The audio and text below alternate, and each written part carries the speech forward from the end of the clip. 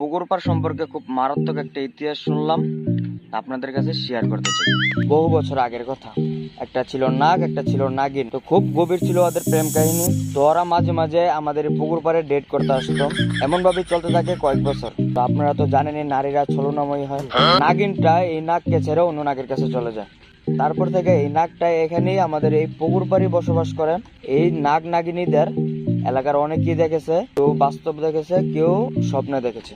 তো নাগটা ছেঁকা খেয়ে বেকা হয়ে এই পুকুর পাড়ে বসবাস করে।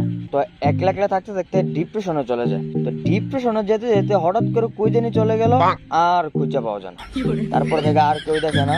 তো আগে আমাদের এই পুকুর পাড়টা মোটামুটি খুব ভয়ঙ্কর ছিল। ওই নাগ নাগিনীদের বাচ্চা কাচ্চা দিয়ে বইরে গেছিল, যার কারণে লোকজন একদমই কম আসতো এখানে।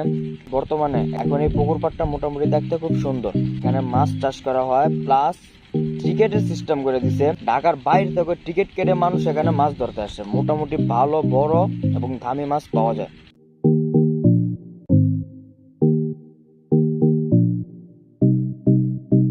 পরিবেশটা কত সুন্দর, কত ঠান্ডা, কত নীরব, ভাল লাগতেছে, আবার ভয়ও লাগতেছে।